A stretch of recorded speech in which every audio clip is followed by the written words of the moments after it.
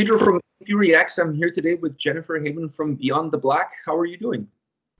I'm good. Everything's fine. Everyone is safe, so I'm fine. First of all, thank you very much for taking some time to chat with me today about the new record, Hørizøns. How excited are you about this new album? Totally excited, to be honest, because we finished the album in March. So I'm waiting for this release very long time. And yeah, I'm so ready that everybody listens to that album because it's so various. It's all Beyond the Black albums, but I think we show a few new faces. Yeah.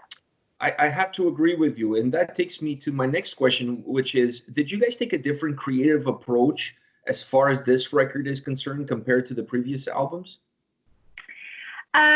A bit, because we started writing songs in summer last year. And we had like 6 months of just writing songs, just experimenting a lot, trying things out and stuff. And we did, for the first time, whole band sessions. We never did that before because we're afraid that it wouldn't work, because I don't know if you say that in English as well, but you say in Germany, too many cookers are not good for the meal. So we didn't have enough time for the previous albums to try things out and just, leave it if it doesn't work. But this time we had enough time to do something like this and work with other producers as well and all of that stuff. And this was really good to realize this new step that we wanted to make. We wanted to change a bit of the sound, and that was something that we were looking forward to when we wrote this album. Is that something that perhaps you guys now are going to take into future records, since you really enjoyed that process and it was something that you feel like it improves the music, improves the record? Yeah, I think so, because we did 2 sessions with whole bands. And we had 2 songs, that was Misery and Paralyzed, coming out of these 2 sessions, and both songs are now on the album. So it's something good, I think. Yeah, it worked very well. Paralyzed is one of my favorite songs on the album, by the way. So if that song came out of that, I'm glad you guys did it, because I really enjoyed that track, and the album without it would be missing something, because that's such an energetic song. Thank you so much. I will tell the boys. Did you guys face any new challenges with this record that you hadn't faced before? Any difficulties? I think the most important thing for us was to not think about all the haters too much. So we have a lot of fans. I like the way you looked at me when you said that. Yeah. That is something that you always are thinking about, because if you don't want it, you are doing it. So it's the thing that we tried. So the first song that we wrote for this whole album, or was finished, was Misery. So you can maybe imagine we wanted to write one song that is totally different to what we did before. So and it has some kind of a pop verse in it, and we knew that it's not like, we just write a new song and wow, it's pop now. No, we wanted to make something like this and to say, yes, it's for you guys. We do whatever we want to do. And this opened our minds and broke us free out of this some kind of the cage that we had in our minds, that we couldn't do that and couldn't do that because of all of these people that say we're too pop and all of this stuff. And we said, no, we do whatever we want. And this is one song. Maybe it's bullshit in the end, but it was a good song in the end, so we put it on our album. So but it was something that was super important for us. Do you feel like the way you reach that statement, the way you reach that state of mind of saying, okay, we don't care about what the haters are going to say, we're gonna do what we want to do, is that something that comes from the learning experience of the previous albums leading up to this one? Yeah. And you feel now that the band is more comfortable in your own skin? Yeah, definitely. I think we learned a lot during the last 1-2 years. also that big TV show that I did in Germany and all of that stuff, that I realized, oh my God, we have to do what we want to do, and not just think about all the people that tell bad stuff because they're bored, or I don't know.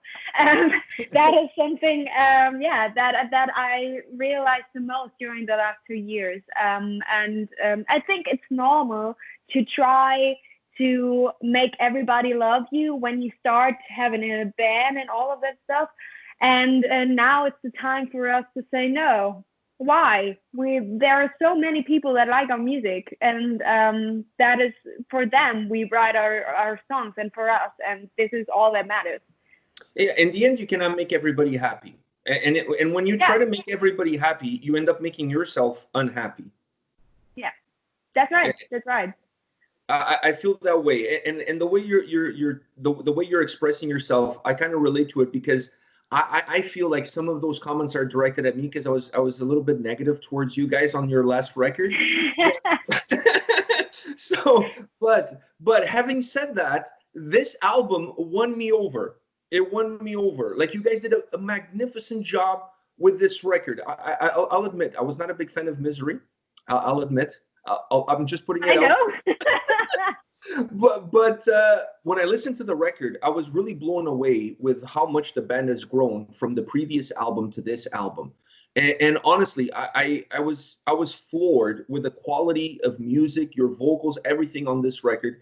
So even though I feel like you're kind of like giving me a little bit of a jab, I deserve it, and you guys deserve all the kudos that you will get from this album, because the work is magnificent. Do you feel like this album is Beyond the Black? Like, it represents really the band the most? I think yes.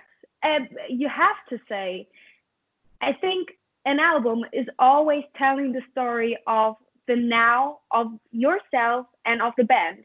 And I think all of the previous albums were representing what we were before, and I think this time we wanted to change something, so we changed personally, every one of us. And I think this is why this album is Beyond the Black now. So yeah, one of the first things that really not intrigued me necessarily, but it really blew me away on this record was the album structure, the track listing. I felt that it was very cohesive.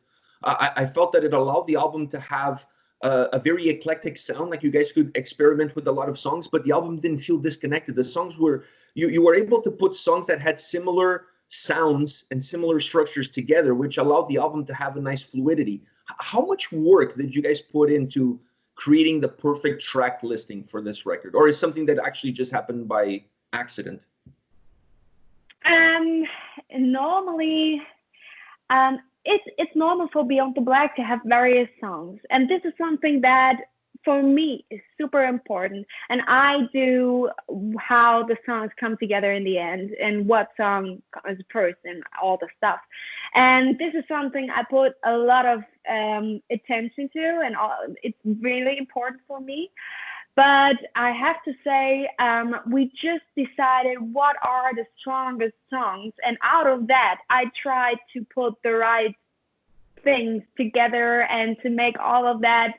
Yeah, if you have a ballad, then maybe you do something totally different after that, and all of that stuff. I love to play with all of these things, so that you, when you listen to the song or to the album, that you're not bored. And this is the most important thing for me. And I think, I hope that this is the perfect thing to listen to in this direction. Yeah, you know what I mean. I think you guys hit the nail on the head. It's like absolutely perfect. You have the right songs coming after each other that allows the listener to connect with the first song on the album, which I feel it represents perhaps a little bit more of the old style of the band. So it gets you a sense of, oh, I'm familiar with this. This is Beyond the Black. And then you guys start throwing everything in the kitchen sink at the listener. But by then you're already there. You know, you already got us hooked. So I think you guys did a wonderful job, really, like a wonderful job on the track listing. One other thing that I noticed is, and I don't know if you agree with me or not, I felt this album did not have as much of a symphonic sound behind it. It almost felt more like a hard rock album. Is that a fair thing to say about this album, that you guys dropped a little bit of that symphonic sound? I think so. When I said we wanted to change something, we listened a lot to what we are listening to on in our tour bus. We have a playlist, and we're listening. What are the things that we are listening to, and what can we add to our songs or to our music? And this was the step when we had to decide. Okay, do we take that new thing or the old thing, because both doesn't fit that good. We had a bit more of electronical stuff, a bit modern, a bit more rock, and all of that stuff. And it was normal to maybe make a bit less of all that symphonic stuff, but it was necessary to, yeah, choose what to do.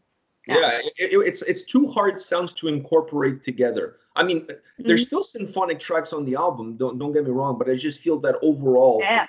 the sound is a more rocky, robust kind of sound to it, which, to be honest with you, I really love, and I think it fits your vocals perfectly. Thank you so much. Yeah, it's good to hear that. And speaking of vocals, do you do anything special to prepare yourself before hitting the studio to record an album like this? To be honest, for me, it's going on tour. Most of all times, I'm recording songs after a tour when I'm sick on all of that stuff.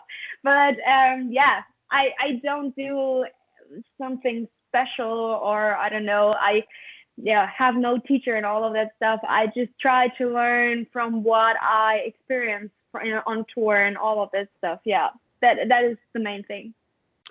I have to ask you about a couple of songs. These are definitely my two favorite songs on the album, perhaps outside of Paralyzed. I really like that track. It's definitely in my top three favorites. But first, I have to ask you about Hørizøns, because that's pretty much, I mean, outside of the intro, that's pretty much how the album really kicks off. And I felt that it was a more symphonic power metal type song. And it's really the perfect opening, because like I said, it connects more with the earlier albums of the band. How did that song come about? How did you guys create that track? We created that with somebody who was in the producer team for I don't know how you say that in English. He was just some weeks there, and he wanted to write songs, and we were there as well to make some songs together. So yeah, he had this main idea from the Hørizøns to make a big choir out of that, and I love that idea. So we did something like this, and yeah, this. I think what is important of that song is that it's not like all of the others that are a main chorus and then you have a verse again and a chorus and a verse. It feels a bit more like it's going like this, more into the small steps and not like, okay, here the chorus is starting. And I love that, because I think this is something that you really love when you're listening more times to that song. And it's, again, different to other songs that we normally do. Yeah, it doesn't become as repetitive. Yeah, right. The other track that I have to ask you is, this is perhaps my favorite song on the album, and I Won't Surrender. It's absolutely beautiful. I mean, if you listen to this song and you don't get goosebumps, you don't have a heartbeat. It's absolutely impossible to listen to this and not have some sort of an emotion. How difficult it is to write and then to record a song like that, because I really feel like everything is on you. You're the main focus. Yeah. I remember writing that song very, very much, because it was a bit funny, because actually when I went to that session, I wanted to write an up-tempo song with another theme and all of that stuff. And it came to I Won't Surrender. I don't know how this came up, but it was something that I felt. I don't know. And it's also it's about the emotions that I had in 2016 when I was super sad about all of that stuff around Beyond the Black, and you maybe know about the history of Beyond the Black. So yeah, it's a super deep emotion. I didn't want to write about that anymore on this album, because I thought, okay, I thought a lot about this, and it's past to me, and you don't have to talk about that anymore. But in the end, I felt, oh my God, this has to come out like this again, like this these emotions, they came up again with this TV show I did in Germany and all of that stuff. So that the song came out, and it was such a deep emotion for me that I said, oh my God, with this surprise for me, I have to share this with all of the people. And when I sang that in the studio, I couldn't say anything because it was so emotional for me. I was close to crying because, I think that was one of the most important moments in my life in 2016. So, I don't know if I can say more about this, to be honest. It really comes across how emotional that track is. And that's why I was saying that it's impossible for you to listen to it, me as a listener, and not feel that emotion and not feel those goosebumps when you're singing. Because you're not just singing the lyrics that somebody wrote or that you wrote one day when you were bored and you're writing something. Everything that you said on that song, every single word, there was so much emotion coming out. And that's why I felt that was a very difficult track, and that's why I picked that song, not only to speak with you, but it's definitely one of my favorites. But I just felt that it was a difficult song to record, because first of all, you don't have a lot of things around you. It's just really your voice that commands that whole song. It's a really beautiful ballad. So I felt that not only is it a difficult song to record, period, but then it becomes even more difficult because it's such emotionally driven. Did you have to take a lot of takes on that song? Was it a song that you had to stop and regather yourself? Yeah, I had to do this really often because I wanted to share all of these emotions perfectly to all of the people outside, and that was really important to me, that I don't sing it like every other song, and just concentrate on putting all of my emotions in this song that I feel so much. So it was some. I'm a person that wants to be perfect. So this is something that when I realized I really want to make this perfect emotion for all of the people to feel like I feel it.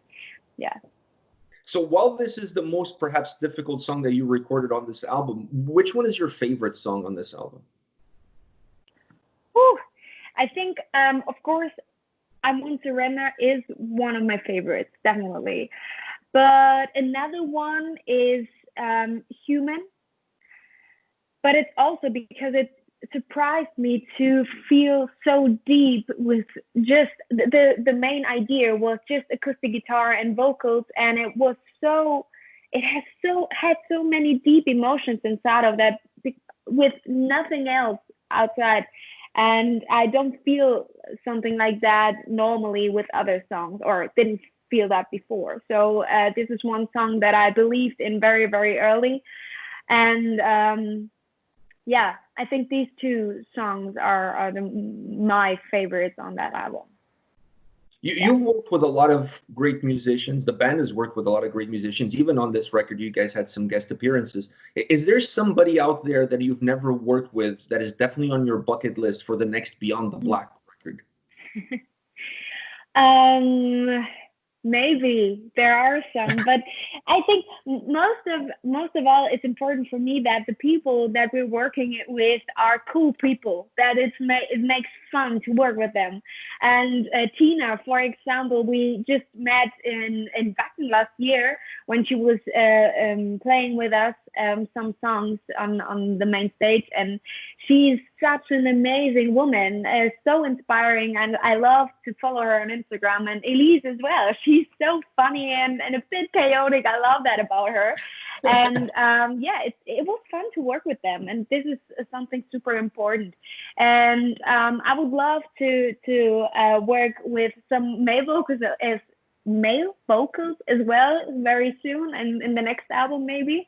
And I have some in my mind that would fit really good and that I like very, very much. Oh, I'm looking forward to that. Yeah, me too. I love your politically correct answer. Like, you know what I mean? was perfect. I love it. I love it. You did wonderfully on that. So the album comes out June 19th, just around the corner. But not everything is good news. The tour with Amaranth got postponed. Just got announced that it was postponed to last year. How much of a bummer is this for you guys to release a brand new album and now not have the possibility to hit the road on that huge tour? Yeah, it's sad, of course. We didn't want to do that. We just kept our fingers crossed to just do it, but it is not really good to hold on these dates, because no one can be sure that it will really happen. And it's super different in Germany than other European countries. And this is one thing that no one can really plan. And this is for everyone. We want that everybody can be safe on our concerts. And this is something that we cannot do in the end of the year, I think. So we had to postpone, and I think we always have maybe some ideas how we can do something new, maybe for the tour in next year in April. But yeah, we have to think about things that are innovative, maybe. Because you have a new album, you want to promote it, you want to connect with the fans, and you can't go on the road, you can't do any shows, so you have to start getting some creative ideas on what you guys can do. Do you think that this perhaps will open doors for different avenues that the band hadn't even thought about before, like live streaming or anything of that sort? Yeah, I think so. We're already thinking about such things. I did some live stream things on my own, but of course now we can meet each other in Germany again, so we can maybe do a bit more. We didn't want to do that before when it's not like safe to go together and all of that stuff. Other bands did that and they decided for themselves and everything's okay, but we decided to not do that. And and I think maybe now for us it's also more the time to do or to think more about of these things. Yeah. And I know times are crazy with the virus and everything, but when do you think North American fans will be able to see Beyond the Black hitting the American continent? Hopefully very soon. I'm not sure. We just don't plan things right now.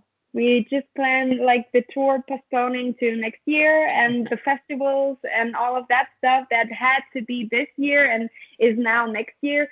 But I think you cannot plan anything right now to say, okay, like in the end of next year, we do an America tour and it will not happen. And we have like so much money that we spend for something like this. And it's not something that we can think about right now.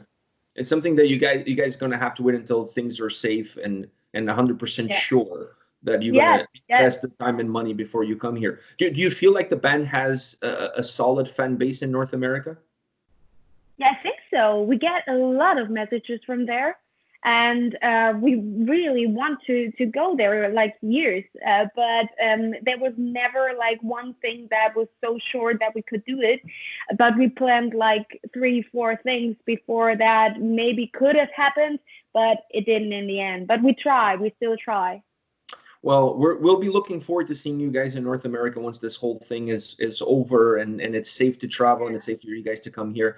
Once again, I want to thank you for your time today. Best of luck with the album on June 19th on Napalm Records, Beyond the Black, Hørizøns. Go pick it up. I honestly, you guys blew me away. I'm not just saying this because we're talking. If you check my album review once it gets posted, you'll hear what I have to say. I honestly, you guys really did a wonderful job with this album. If this is the new path of the band, you guys are definitely on the right path, at least for me, because I really enjoy this record from top to bottom. Great. Thank you so much. Greetings to your son. Oh, thank you. Thank you. I'll tell him you said hi. Yes. Thank you so much. And see you in the next review. Yeah, you'll see me in the next review. I will see you, yes. I'll see you in the next music video. Yeah, great. See you then. Okay, thank you. Bye. Bye.